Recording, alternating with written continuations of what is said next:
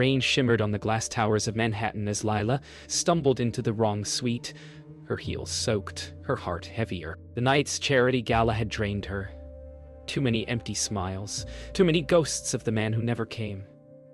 She didn't notice the gold penthouse a plaque, nor the faint scent of sandalwood and expensive whiskey. Inside, Adrian Vale, the billionaire tech magnate known for his glacial detachment, sat brooding by the fire, tie undone, glass half full. When the door clicked, his blue eyes lifted, sharp as frost. She whispered, "Sorry. I thought this was..." But her words melted when exhaustion claimed her. Hours later, dawn spilled through silk curtains. She awoke wrapped in warmth, his shirt draped across her bare shoulders, his arm heavy over her waist, the world holding its breath. Her pulse raced. The silk sheets whispered against her skin as she tried to piece the night together. The scent of him, cedar and danger, clung to her like a secret. "You're awake." His voice, low and cool, cracked the silence. She sat upright, clutching his shirt tighter. "I didn't mean to." "You did," he interrupted, eyes unreadable. "But I'm not angry." His tone was calm, but his gaze was a storm restrained. She whispered, "Then what are you?" He exhaled, standing barefoot against morning light. "Curious." The word lingered like smoke, and she knew this was not a man easily escaped. He poured 2 coffees but didn't offer a smile. Silence filled the suite like smoke. She wanted to leave, yet his stillness anchored her. "You're not going to call security?" she asked softly. "Should I?" His smirk was faint, almost imperceptible. "Most people don't break into my room for small talk." Her cheeks flushed. "It was an accident." "So are most disasters," he replied, sliding the coffee toward her. His hand brushed hers. Accidentally, intentionally, she couldn't tell. But the touch felt like a spark in a room built from ice. She gathered her clutch, ready to leave. "You'll forget this," she muttered. "You'd be surprised what I remember," he said. His tone wasn't soft, but his gaze followed her to the door. For a man known to the world as heartless, he didn't look detached now. "You don't even know my name," she said. "Then tell me," he replied, stepping closer. She hesitated. "Lila," he nodded, his voice low. "Adrian." For a brief heartbeat, something unspoken passed between them, something neither wanted, yet neither could stop. The elevator doors closed, and she exhaled for the first time. Her reflection in the mirror walls looked like a stranger's, bare shoulders, wild hair, guilt and adrenaline tangled together. Above her, the penthouse number glowed like a scar she couldn't erase. In that silent descent, she realized she hadn't truly escaped. Somewhere between the 58th floor and the ground, she wanted to go back. Not to explain, not to apologize, but because the world felt colder without his eyes on her. 3 days later, the city's pulse beat beneath Lila's heels.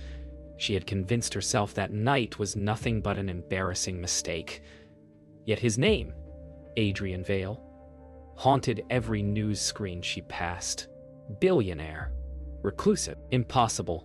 Her friend Mia dragged her into a gallery opening, unaware that fate had a cruel sense of humor. When she looked up, he was there, framed by a monument, immaculate in black. His gaze caught hers across the crowd. The air thickened. She tried to vanish behind strangers, but his eyes found her, unwavering, unhurried, as if he had been waiting. Her pulse stuttered. She knew then. The story wasn't over. He crossed the room without haste, his movements deliberate, the crowd parting like a tide. "You look more awake this time," he murmured. Lila's breath caught. "You followed me." His lips curved faintly. "No, but the universe clearly did." She hated how calm he sounded, as if this encounter were inevitable. "You should forget that night," she said, voice low. "You think I could?" he replied, his eyes tracing her face as though memorizing every detail. There was something dangerous about him. Control wrapped in elegance. "Then don't make this harder," she whispered. "Too late," he said, stepping closer. The scent of cedar returned, and with it, the danger of wanting him again. She fled to the terrace, the night air biting her skin. Below, the city glittered with cruel indifference. "Running again." His voice followed her, closer than expected. "Do you always chase people who make mistakes?" she asked, turning.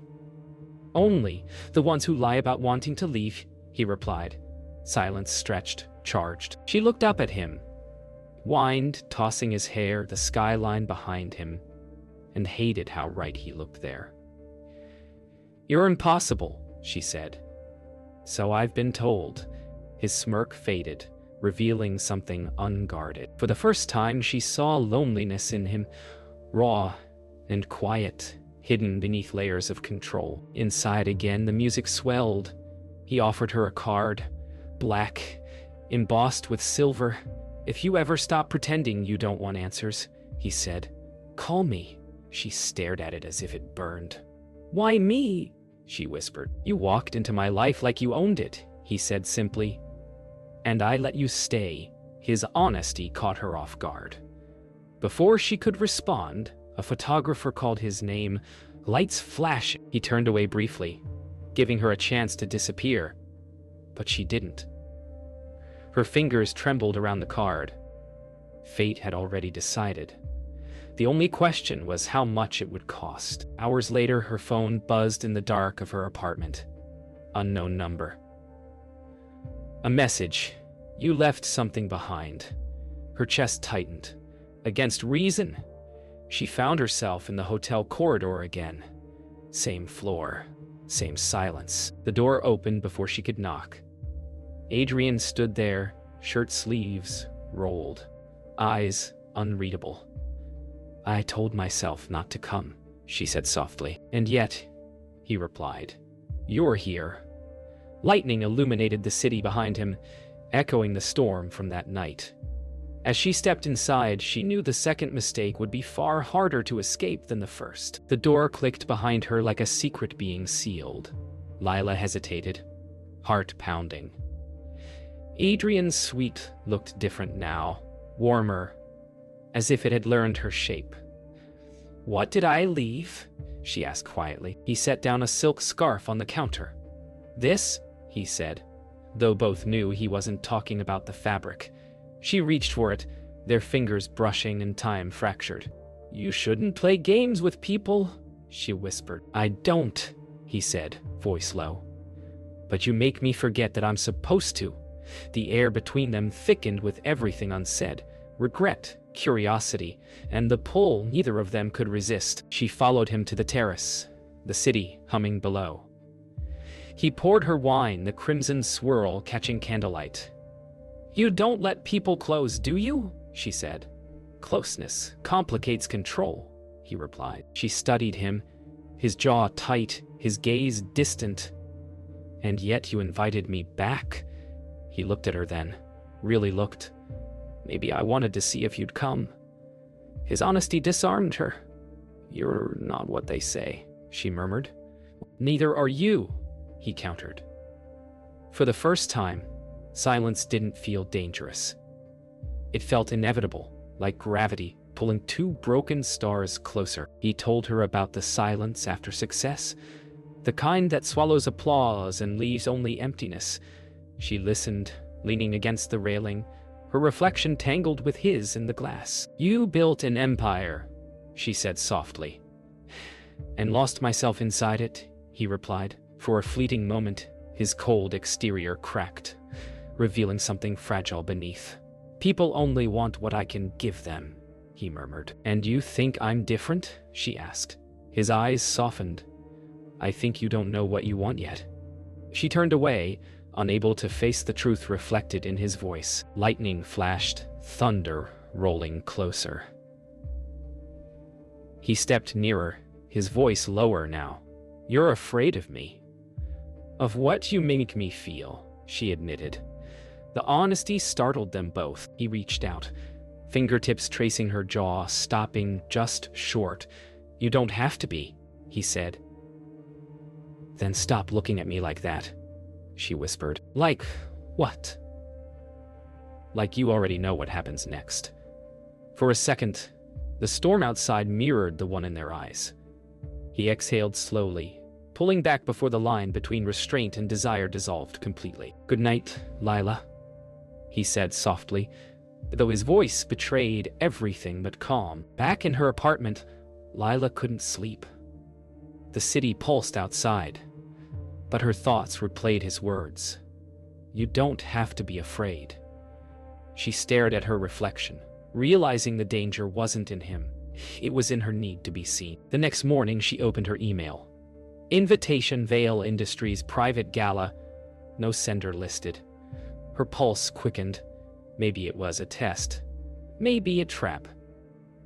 But her fingers moved before reason intervened. Typing'll be there. Somewhere across the city, Adrian closed his laptop with a faint, knowing smile. The game had only just begun. The private gala glimmered like a constellation suspended above the city. Lila stepped from the elevator, her silver gown reflecting starlight. She didn't belong among billionaires and boardrooms, yet every instinct drew her forward.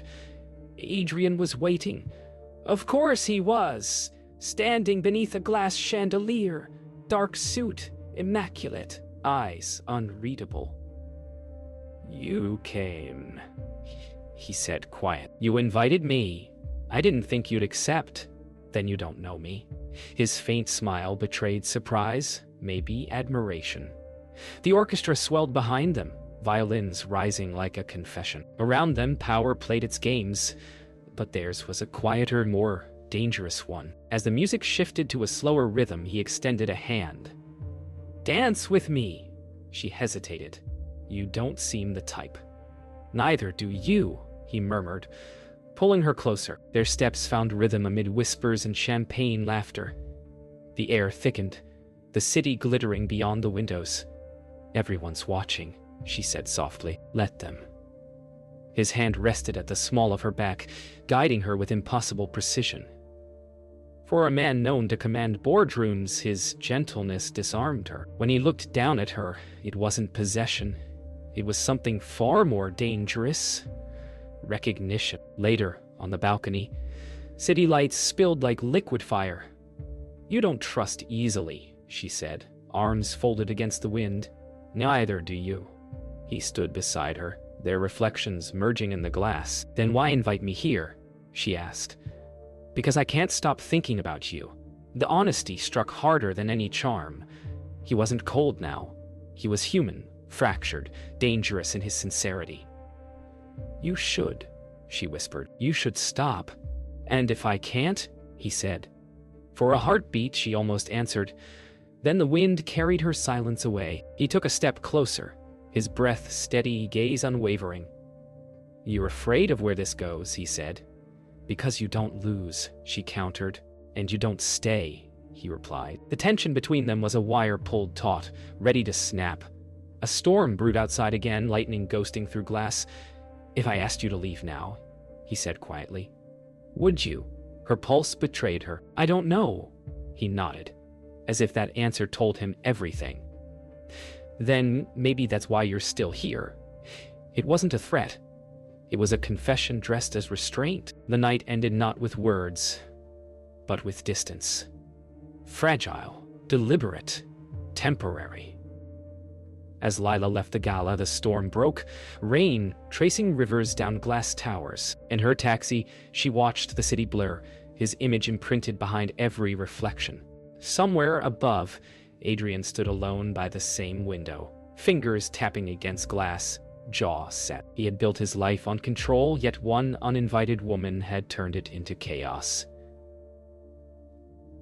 The rain between them became a promise neither could keep and neither could break. It wasn't over. It had only just begun. Days turned into silence. Lila hadn't heard from Adrian since the gala, though his name filled every business headline.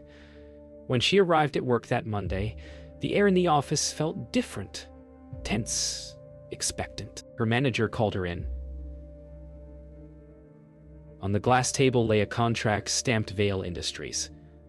"They've acquired us," he said. Her pulse faltered. Before she could process it, the door opened, and Adrian walked in, calm as a shadow. "Miss Carter," he greeted coolly. The distance in his tone cut deeper than anger. She realized too late that fate hadn't reunited them.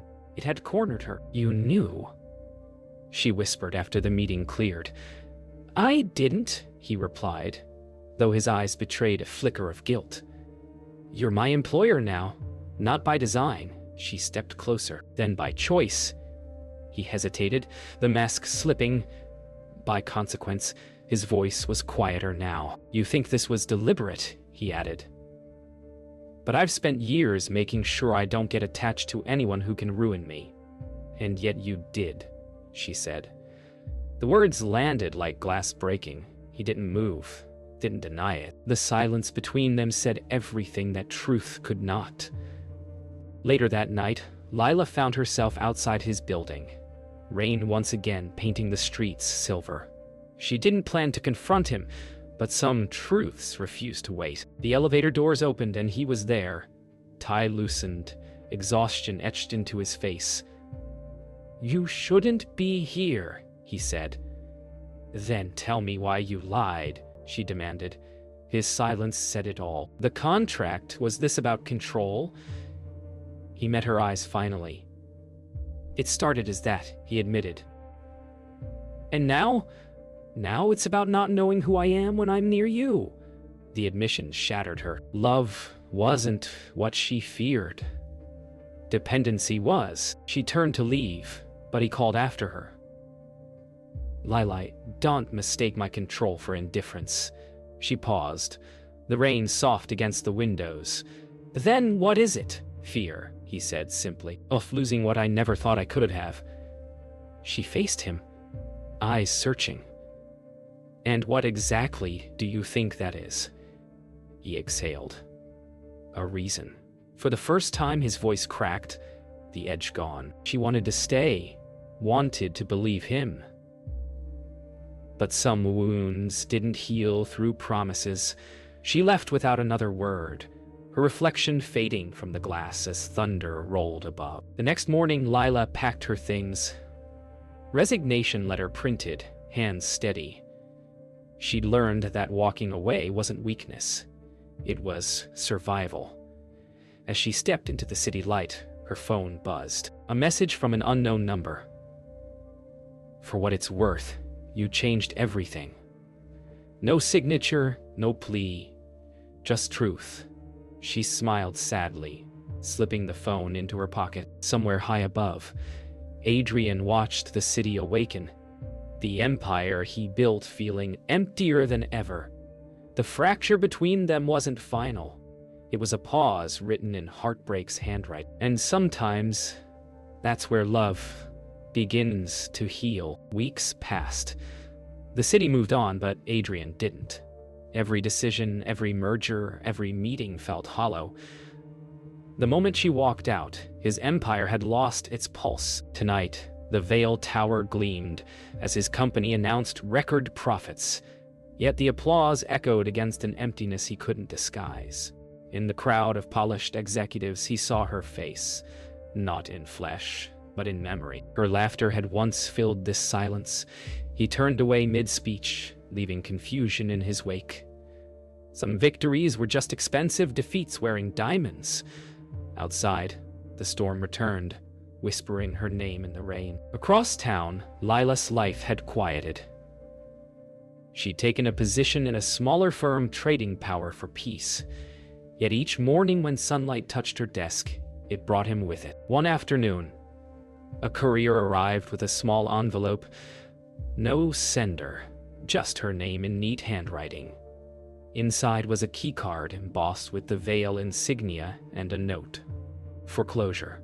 She held it for hours before deciding. That evening, as twilight bled across Manhattan, she found herself outside the building she'd promised never to enter again. Sometimes closure isn't about endings. It's about understanding why they began. The elevator doors opened to the top floor. He was there, waiting. Not in a suit, not as the world's coldest billionaire, but as a man stripped of armor. "You came," he said quiet. "I almost didn't." "Then why?" "Because I need to stop wondering who you are when no one's watching." He smiled faintly. Someone still learning. She studied him, searching for the arrogance that once shielded him. It wasn't there. "You're different," she said. "You broke me," he admitted, "and maybe I needed to be." The honesty landed like a confession neither of them expected to survive. They spoke for hours. About the company, the mistakes, the illusions that power created. For once, his voice carried no control, only truth. "I thought I could build something strong enough to make me forget myself," he said. "But I forgot people instead." Lila listened, her silence more forgiving than words. "You wanted to own the world," she said gently, "and I just wanted to survive it." The quiet that followed was neither cruel nor distant. It was human. Two souls standing on the ruins of pride, realizing redemption doesn't come with apology, but with change. When she stood to leave, he didn't stop her this time. "Thank you," he said quietly. "For what?" "For giving me a reason to become someone I can respect." She smiled faintly. "You don't owe me redemption, Adrian. Just honesty." He nodded. "Then here it is. I'm not asking for another chance. I just hope you'll remember me for who I tried to be, not who I was." She turned toward the elevator, sunlight from the horizon bleeding into the glass. "Maybe that's enough," she said softly. As the doors closed, he realized she hadn't forgiven him, but she no longer had to. Months passed. The headlines shifted, and so did their lives. Lila's new design firm quietly thrived. She found peace in creation, not chaos. Sometimes, though, she'd catch a glimpse of the skyline and remember the man who once stood above it all. On a gray winter morning, an email arrived. An invitation to the unveiling of the Vale Foundation, a nonprofit rebuilding community schools. Her chest tight. It wasn't his company, she recognized. It was his handwriting in the signature. Adrian Vale had kept his promise. To change, not to charm. And somehow, that was the most disarming thing of all. At the Foundation Gala, laughter replaced greed, and hope filled the spaces once haunted by ambition. Lila arrived quietly, blending into the crowd. Then she saw him. Different, humbler, sleeves rolled, no entourage. When his eyes met hers, there was no grand gesture, only recognition. "You came," he said, the same words as before, but softer now. "You invited me," she replied with a faint smile. "Didn't think you'd accept."